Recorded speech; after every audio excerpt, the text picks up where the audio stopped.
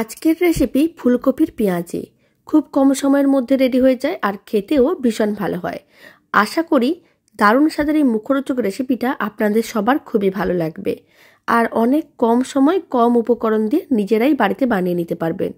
বাড়িতে বানালে কমেন্ট বক্সে জানাতে একেবারেই ভুলবেন না খেয়ে আপনাদের কেমন লাগলো। নমস্কার, আমি রুমি, আপনাদের সবাইকে আবারও একটা দারুণ স্বাদের রেসিপিতে স্বাগত। প্রথমে একটা মিক্সিং বোলের মধ্যে বেশ কয়েকটা ফুলকপির টুকরো নিয়েছি। আমি এরকমই কয়েকটা ফুলকপির টুকরো নিয়েছিলাম আর জল দিয়ে ভালো করে ধুয়ে পরিষ্কার করেও রেখেছি। তারপর একটা গ্রেটার নিতে হবে আর গ্রেটারের সাহায্যে ফুলকপির টুকরোগুলোকে ভালো করে গ্রেট করে নিতে হবে। এইভাবে যদি গ্রেটারের সাহায্যে ফুলকপির টুকরোগুলোকে গ্রেট করে নেওয়া হয় তাহলে পকোড়াগুলো অনেক কম সময়ের মধ্যে রেডি হয়ে যায় আর খেতেও অনেক বেশি ভালো লাগে। এবার সমস্ত ফুলকপির টুকরোগুলো গ্রেটারের সাহায্যে গ্রেট করে নিচ্ছি, তারপরে আমি আপনাদের দেখাচ্ছি। সমস্ত ফুলকপির টুকরোগুলো গ্রেটারের সাহায্যে গ্রেট করে নিয়েছিলাম। এখন স্বাদ অনুযায়ী লবণ দিলাম 4 চামচের হাফ চামচ, আর আমি দিয়ে দিলাম হাফ চামচ চিনি। পকোড়ার মধ্যে অল্প একটু চিনি থাকলে খেতে অনেক বেশি ভালো লাগে। আর অল্প একটু দিয়ে দিলাম হলুদ গুঁড়ো। এখানে আমি দিয়ে দিচ্ছি অল্প একটু লঙ্কার গুঁড়ো, আপনারা চাইলে কুচনো কাঁচা লঙ্কাও দিতে পারেন। এবার আমি এর মধ্যে দিয়ে দিচ্ছি বেশ কিছুটা পরিমাণ কুচনো পেঁয়াজ। এখানে আমি 3টে বড় সাইজের পেঁয়াজকে এইভাবে সরু সরু করে কেটে রেখেছিলাম দিয়ে দিলাম। কুচনো পেঁয়াজটা একটু বেশি করে দিতে হবে, যেহেতু এটা ফুলকপির পেঁয়াজি তাই একটু কুচনো পেঁয়াজটা বেশি করে দিলে খেতেও অনেক বেশি ভালো লাগে। এবার সমস্ত উপকরণগুলোকে একসঙ্গে খুব ভালো করে মিশিয়ে নিতে হবে। সমস্ত উপকরণগুলো একসঙ্গে খুব ভালো করে মেশানো হয়ে গেছে আর এইভাবে ভালো করে মিশিয়ে নিলে মশলাগুলো ভালো করে ছড়িয়েও যায়। এবার আমি এর মধ্যে দিয়ে দিলাম মেজারিং কাপের 1 কাপ বেসন। এখানে প্রায় 150 গ্রামের মতন বেসন আছে। বেসনটা এইভাবেই খুব ভালো করে মিশিয়ে নিতে হবে আর একটা ডোয়ের মতন করে বানিয়ে নিতে হবে।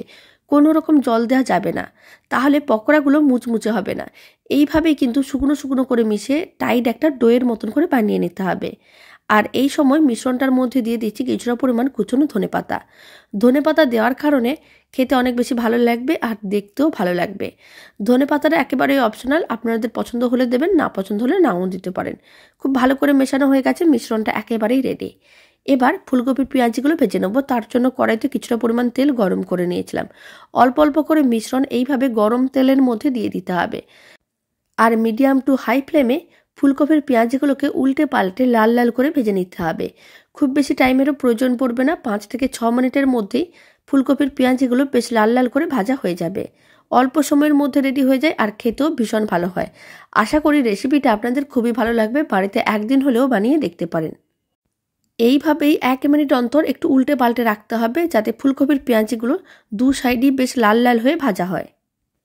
প্রায় 5 মিনিটের মতন মিডিয়াম টু হাই ফ্লেমে এইভাবে উল্টে পাল্টে লাল লাল করে ভেজে নিয়েছিলাম।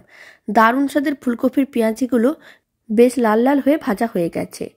এবার এইগুলোকে তুলে একটা পাত্রের মধ্যে সার্ভ করে নিতে হবে আর বাকিগুলো একইভাবে রেডি করে নিতে হবে। রেসিপিটা শেষ পর্যন্ত দেখার জন্য আপনাদের অসংখ্য ধন্যবাদ। আর ভালো লেগে থাকলে আপনারা যদি ফেসবুক থেকে রেসিপিটা দেখছেন পেজটিকে ফলো করে নেওয়ার অনুরোধ রইল। ইউটিউব থেকে দেখলে চ্যানেলটি সাবস্ক্রাইব করে নেওয়ার অনুরোধ রইল। পাশে থাকা বেল আইকনটি প্রেস করে নেবেন নতুন রেসিপির আপডেট সবার আগে পাওয়ার জন্য। তো চলুন এবার আমি ভেঙে দেখিয়ে দিচ্ছি কতটা মুচমুচে হয়েছে। দেখেও বোঝা যাচ্ছে বেশ মুচমুচে হয় আর খেতেও ভালো হয়। বাড়িতে বানালে কমেন্ট বক্সে জানাতে একেবারেই ভুলবেন না খেয়ে আপনাদের কেমন লাগলো। তো চলুন ভিডিওটা আমি এখানেই শেষ করছি। আপনারা সবাই ভালো থাকবেন, সুস্থ থাকবেন। আপনাদের সঙ্গে আবার নতুন রেসিপি নিয়ে দেখা হচ্ছে।